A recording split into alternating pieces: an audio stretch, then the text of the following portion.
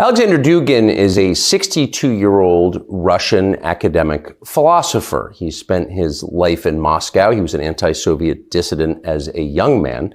And now he is famous the world over, in the English language press anyway, as, quote, Putin's brain. But he is not a political figure here in Russia. He is, once again, a philosopher. And his ideas are deeply offensive to some people. In August of 2022, his only daughter was murdered in Moscow when a car bomb killed her. U.S. intelligence says she was murdered by the Ukrainian government, and we take that at face value. But what's interesting is that, once again, Alexander Dugin is not a military leader. He's not a close daily advisor to Vladimir Putin. He is a writer who writes about big ideas. And for this, his books have been banned by the Biden administration in the United States. You cannot buy them on Amazon. Banning books in the United States because the ideas inside are too dangerous. He's often described, again in the English language press, as far right. We'll let you assess. But we wanted to talk to him about some of his ideas, these ideas that are so dangerous that his only daughter was murdered over them, and his book's been banned in the United States. And so we're happy to have him join us now. Mr. Dugin, thank you very much. Thank you. Thank you for inviting me, and welcome to Moscow. Of course, thank you. So we were talking off camera. Actually, we were having a conversation that we were not going to film, just interested to meet you. But what you said was so interesting that we got a couple of cameras and put this together. And my question to you was, what do you think is happening in the English language countries? And I said, all of them, United States, Canada, Great Britain, New Zealand, Australia, all at once decided to seemed to turn against themselves. And you had this great turmoil, and some of the behaviors seem very self-destructive. And where do you think, as an observer, that comes from? So I could just suggest, express my reading of that.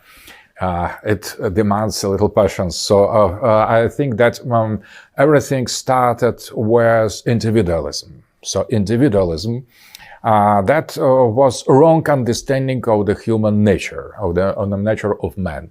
When you identify individualism with the man, with the human nature, you cut all the relations to everything else. So you have very special idea of the subject, philosophical subject, as individual. And everything started in the Anglo-Saxon world with Protestant reform and with nominalism. Before that, nominalist attitude that there are no ideas, only things, only individual things.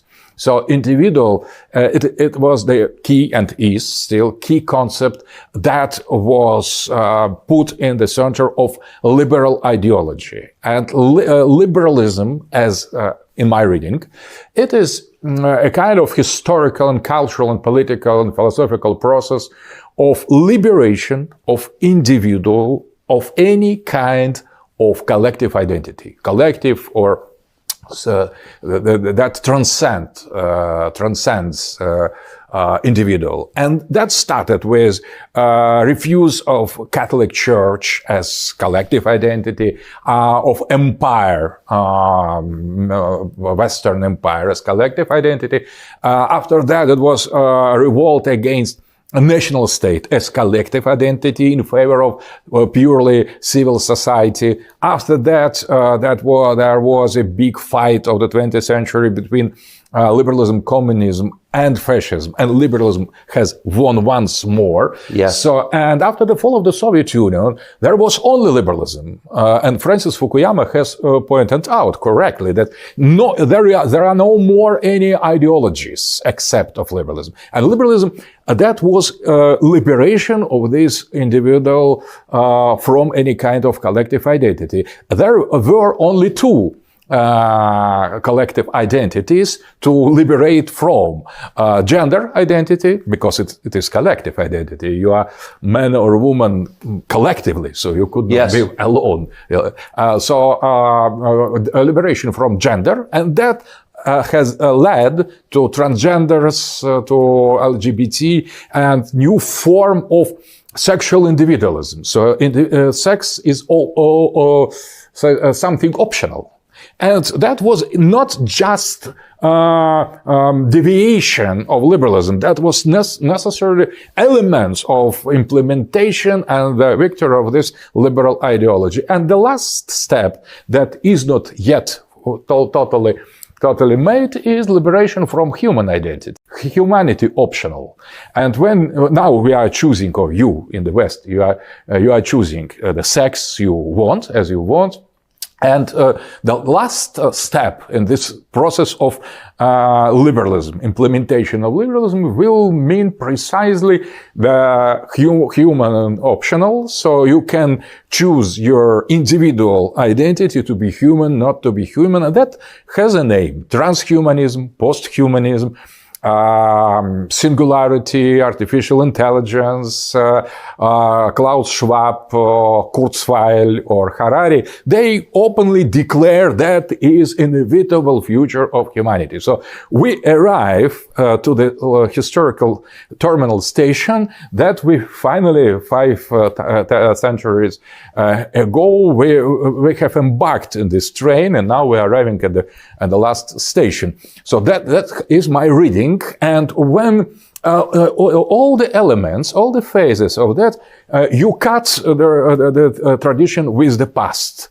So you are no more Protestant, you are secular, atheist, materialist. You are no more national state that served to liberate from empire. And now national state becomes at its turn obstacle. You are liberating from national state. Finally, family is destroyed in favor of this individualism. And the last things, the sex that is already almost overcome, sex optional, and in gender politics, there is only one step to arrive to the end of this process of liberation, of liberalism. That is the abandoned human identity as something prescribed. So to be free from to be human, to have the possibility to choose to be or not to be human. And that is the agenda, political, ideological agenda of the tomorrow. That is why how I see Anglo-Saxon world that you have asked of. I think that is just the vanguard of this process, because that started with Anglo-Saxons empirism, nominalism, Protestantism, and now you are ahead as Anglo-Saxon, more devoted to liberalism than any other European. So what you're describing is clearly happening, and it's horrifying.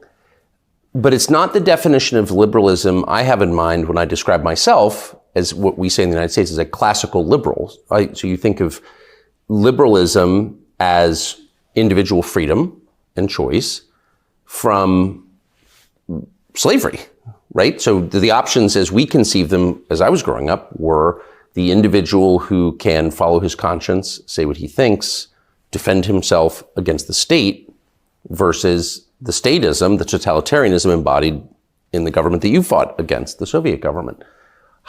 And I think most Americans think of it that way.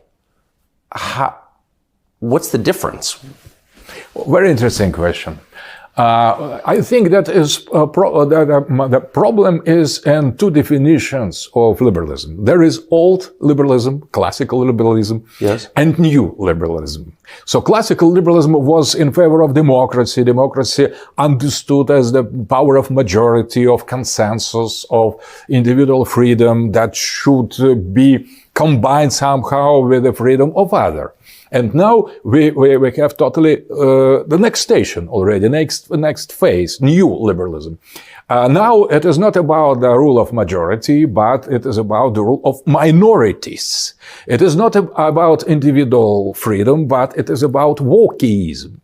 So you should be so individualistic that you should criticize not only the state, but individual, the old understanding of individual. So you are invited to liberate yourself from individuality, to go further in that direction.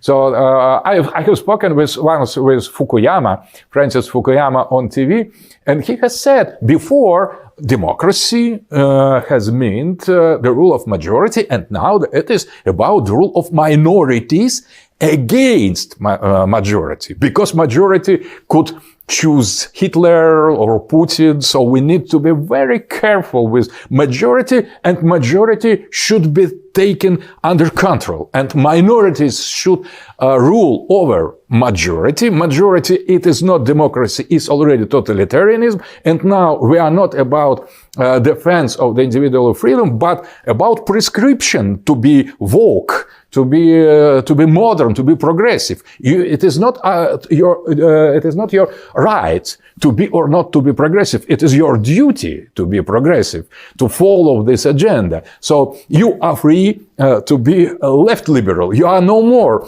is free enough to be right liberal. You should be left liberal, and that is a kind of duty. It is prescription. So liberalism fought during its history against any kind of prescription, and now it at its turn became totalitarian, prescriptive, not free as it was in some. And do you believe that was inevitable? That process that was always going to happen? I think that is, I perceive here a kind of logic. So a kind of logic that is not just perversion or deviation. You start with one thing, you want to liberate individual. When you arrive at the point when it is possible, it is realized, so you need to go further. So, and you start to liberate yourselves from this time from old understanding of individual in favor of more progressive concepts. So you could not stop here. That is my vision. So if you say, "Oh, I prefer old liberalism," they would say, the progressives, they would say, it is not about old liberalism, it is about fascism. You are a defender of traditionalism, conservatism, fascism. So stop here. Either be progressive liberal or you are done, or we will cancel you. That is what we observe, I would Well, say. it's certainly what we're living, and to see self-described liberals ban your book, which is not a manual for bomb making or invading Ukraine, it's these are philosophical works, tells you that it's not, of course, it's not liberal in any sense. I wonder, though, when you reach the point when the individual can no longer liberate himself from anything, when he's just not even human, what's the next step after that?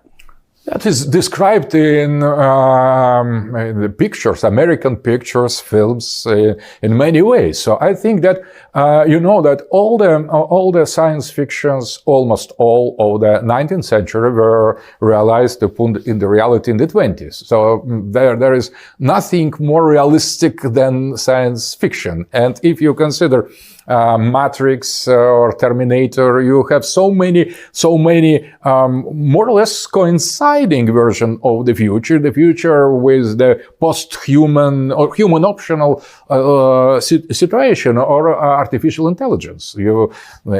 Hollywood has made many films. I think they portray correctly reality of the close future. So, for example, if we consider the man, the human nature as a kind of rational animals, so you could now with our technology, you could produce them. So you could create rational animals or combine them or construct them. And artificial intelligence, strong artificial intelligence, neural network plus huge database, it is a kind of king of the world, I would say, that could not only manipulate, but create realities, because the realities are just images, just sensations, just feelings. So I think that post-humanist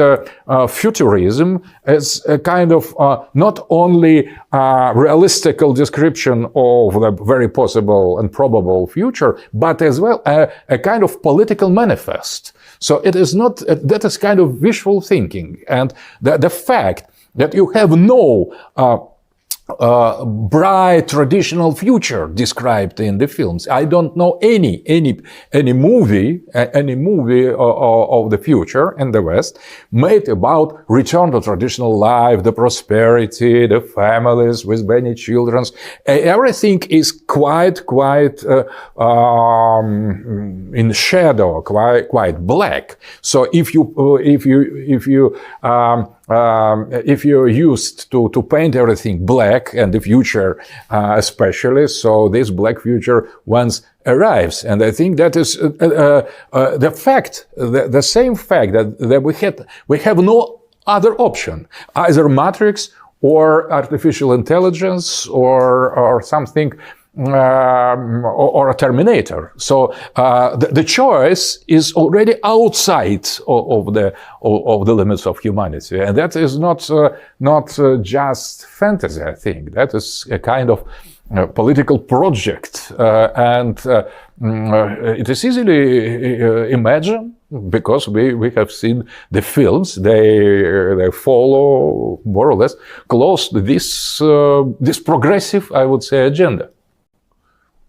So I've asked you no questions about Russia or Russian politics, and I'm not going to, because I think it's so interesting to see your perspective on countries that you don't live in, because, you know, we do gain insight, I think, from the view of outsiders.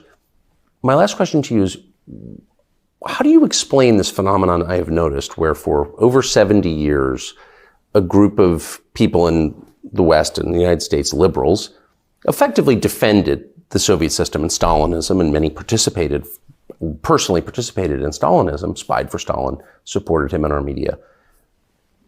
In the year 2000, and they loved Boris Yeltsin because he was drunk, but in the year 2000, leadership of this country changed and Russia became their main enemy. So after 80 odd years of defending Russia, they hated Russia. What was that? Why the change?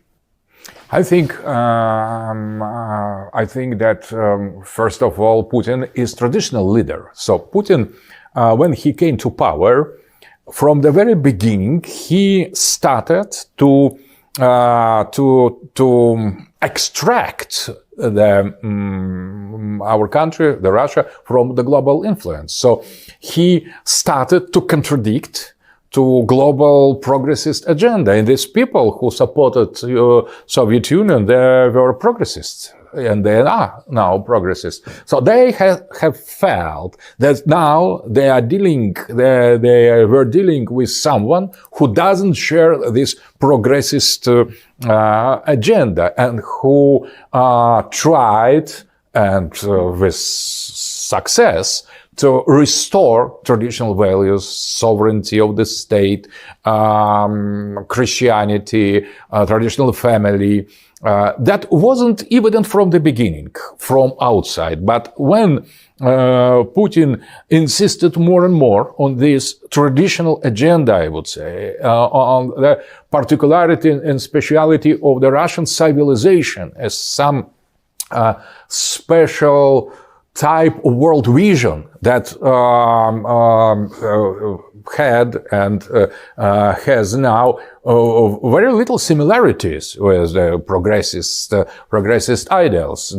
So I think that they have discovered, they have identified in Putin precisely what Putin is. So he is a kind of leader, political leader, defending traditional values. So only recently, 1 year ago, Putin has made decree of the political defense of traditional values. That was turning point, I would say. But observers from the progressive camp in the West, I think they have understood that from the beginning of his rule correctly. So this hatred is not just casual, something casual or some mood. It is not. It's not casual. It's very serious. So it's metaphysical. So if your main task and main goal is to destroy traditional value, traditional family, traditional states, traditional relations, traditional beliefs, and someone on that with the nuclear weapon, that is not smallest, the least, but the last but not least argument. Someone with nuclear weapon to stand strong, defending traditional value, you are going to abolish. I think they have some basis for this Russophobia and the hatred for Putin. So it is not just by the chance. It's not some irrational change from Sovietophilia to Russia phobia. It's something deeper, I would say. It's my guess. It's clearly something deeper. We felt it was important for your ideas to get an airing in English in the United States, simply because we believe in the open airing of ideas. I guess we're liberals that way. So we're grateful that you took the time. Mr. Dugin, thanks. Thank you.